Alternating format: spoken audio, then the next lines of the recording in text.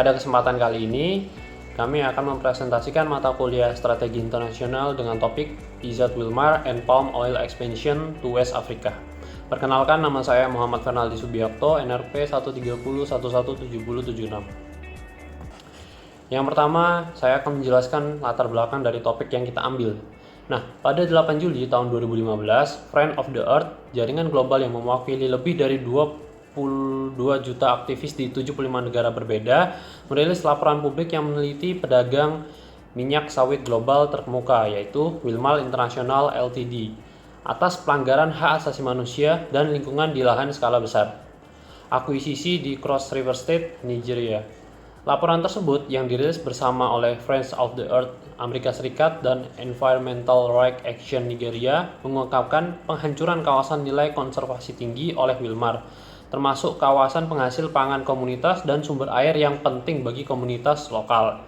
Nah, di sini kita bisa lihat gambar figure 1, yaitu wilayah yang ada warna merahnya itu adalah wilayah yang akan diakuisisi oleh Wilmar. Nah, perusahaan juga membeli konsesi yang melanggar batas Taman Nasional Cross River dan cagar hutan lainnya, yang menyebabkan peningkatan nyata dalam pengundulan hutan di dalam cagar ini dan berpotensi mengancam spesies endemik dan terancam punah di salah satu kawasan hutan hujan yang paling kaya keanekaragaman hayati di Afrika. Lalu palm oil, the ingredient behind chocolate bars and cosmetic.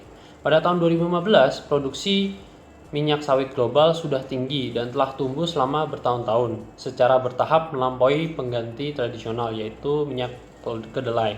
Ada beberapa pendorong yang menjelaskan pertumbuhan tersebut. Yang pertama, minyak sawit dapat digunakan untuk makanan, sekitar 80% konsumsi, dan produk non-makanan, sisanya itu 20%. Berdasarkan angka dari Green Palm, di antara produk non-pangan, minyak sawit digunakan langsung dalam sabun dan plastik serta sebagai bahan baku biodiesel. Selain itu, minyak digunakan melalui pengolahan oleochemia menjadi produk akhir mulai dari lilin, produk pembersih, dan komestik. Kedua, mengingat minyak sawit merupakan pengganti minyak yang lebih hijau, kebijakan bahan bakar baru yang ramah lingkungan di beberapa negara telah mendorong permintaan lebih tinggi. Terakhir, minyak sawit juga dapat menjadi tanaman yang sangat produktif. Hasil per hektar jauh lebih besar daripada minyak nabati lainnya. Sementara biaya produksi lebih rendah karena biaya tenaga kerja yang rendah di negara tempat minyak sawit ditanam, seperti dalam kasus Malaysia dan juga Indonesia. Nah, di sini bisa kita lihat gambar figure 2 tentang bagaimana palm oil itu meningkat sangat tinggi. Selanjutnya, Wilmar International adalah bisnis prototip yang terintegrasi dengan secara vertikal di sektor minyak sawit global. Perusahaan memiliki seluruh rantai pasokan, mulai dari penanaman minyak sawit hingga penelitian dan pengembangan, dan efisiensi rantai pasokan. Yang terakhir, sebagai angkutan internasional, proses manufaktur sangat padat modal dan memiliki margin yang relatif rendah, sedangkan margin yang lebih tinggi dapat diperoleh lebih jauh di sepanjang rantai nilai dan produk konsumen yang lebih canggih. Memang, perusahaan produk konsumen multinasional seperti Nestle, Unilever, P&G, dan PepsiCo menyumbang porsi yang lebih besar dari permintaan minyak sawit.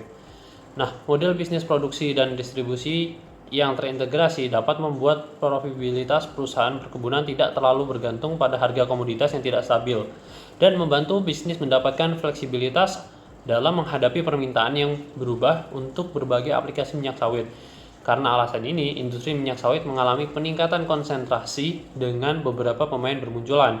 Di antara pesaing utama terdapat grup bisnis besar seperti Canggil, Bunge, Simidarbi, dan grup IOI, dengan Wilmar di urutan yang paling atas. Selama bertahun-tahun, perusahaan mampu membangun kinerja keuangan yang kuat, menjadi grup agribisnis termuka di Asia, dengan peringkat di antara perusahaan-perusahaan terdaftar terbesar berdasarkan kapitalisasi pasar di Bursa Singapura, tempat perusahaan berkantor pusat. Permintaan kelapa sawit diperkirakan akan terus meningkat, mengingat merupakan salah satu yang paling berguna dari semua minyak sayur. Banyak kelompok lingkungan yang mengingatkan tentang ancaman terhadap keanekaragaman hayati, iklim, dan populasi yang bergantung pada hutan terkait ekspansi kelapa sawit. Adapun dampak dari permintaan kelapa sawit yang meningkat yaitu dapat terjadi penggundulan hutan. Pada tahun 1990, ada sekitar 315.000 orang hutan, saat ini diperkirakan kurang dari 50.000 di alam liar.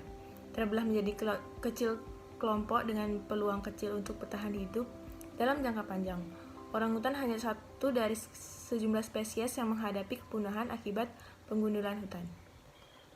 Wilmar International berkomitmen untuk sertifikasi RSPO sejak awal tahun 2005 dengan bertujuan untuk menghasilkan 1 juta metrik ton minyak sawit bersertifikat pada akhir 2016.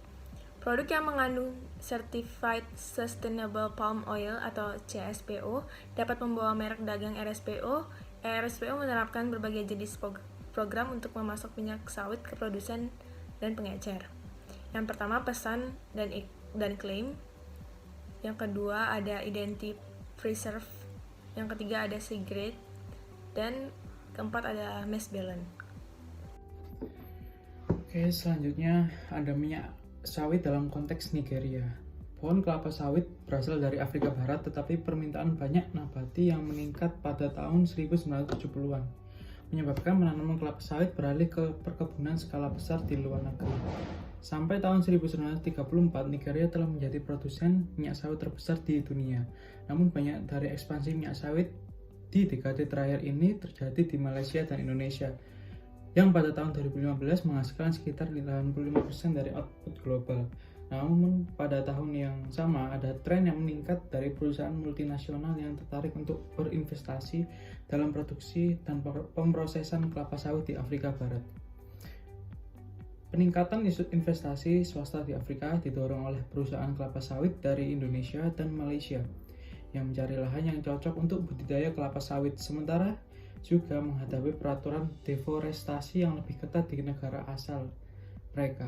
Secara khusus, Nigeria dianggap sebagai salah satu tujuan alternatif yang paling diinginkan oleh investor internasional karena lahan lebih berlimpah dan tekanan dari LSM kurang kuat. Pada 2011, Nigeria adalah produsen terbesar ketiga di dunia dengan sekitar 5,7 hektar yang sedang dibudidayakan. Pada 2014, Nigeria adalah ekonomi terbesar Afrika dengan perkiraan produk domestik bruto 2015 1 triliun.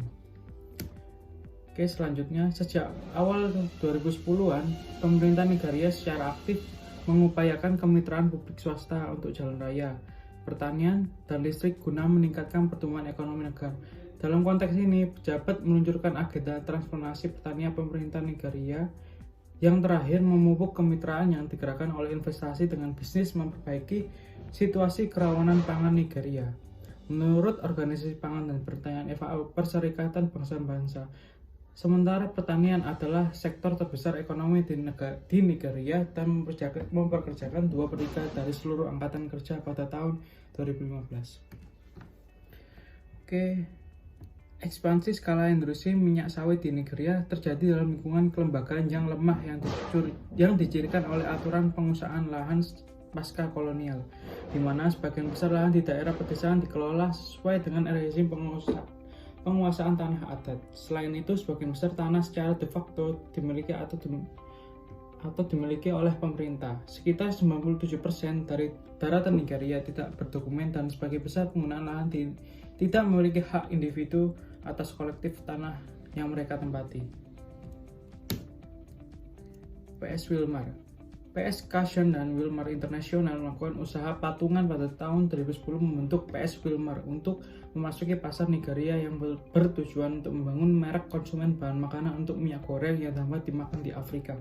PS Cushion adalah grup produk konsumen internasional yang berkantor pusat di Inggris dan beroperasi di Afrika, Asia, Timur Tengah, dan Eropa.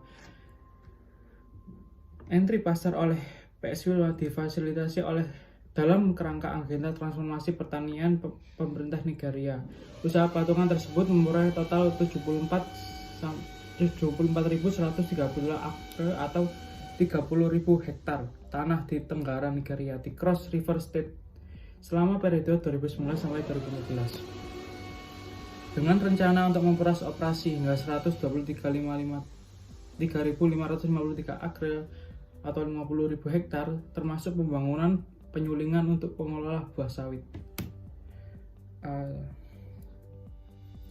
Selanjutnya, saat itu PS Wilmar meminta pemerintah federal menerapkan kebijakan integrasi mundur di sektor kelapa sawit. PS Wilmar berpendapat bahwa program integrasi mundur akan menyelamatkan Nigeria hingga 300 juta per tahun dalam devisa dolar AS.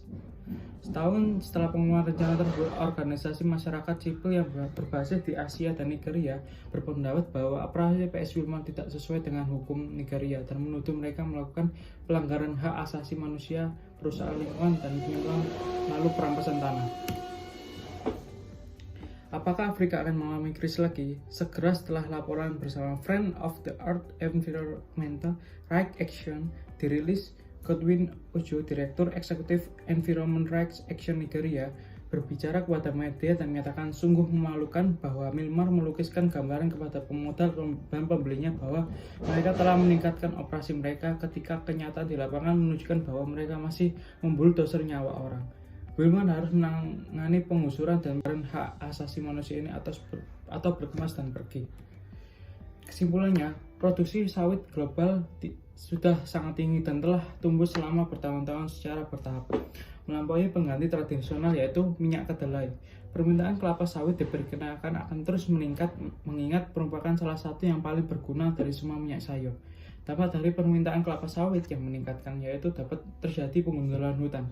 PS Caution dan Wilmar International melakukan usaha patungan pada tahun 2010 membentuk PS Wilmar untuk memasuki pasar Nigeria dan bertujuan untuk membangun merek konsumen bahan makanan atau minyak goreng yang dapat dimakan di Afrika. Namun atas pelanggaran hak asasi dan lingkungan di skala besar akuisisi di Cross River State, Nigeria, terdapat laporan yang dirilis bersama oleh Friends of the Earth AS dan Environment Rights Action Nigeria yang mengungkap penghancuran kawasan nilai konservasi tinggi oleh Wilmar, termasuk kawasan penghasil pangan komunitas dan sumber air yang penting bagi komunitas lokal di Afrika. Nah, sekian, terima kasih segitu saja presentasi dari kami. Terima kasih.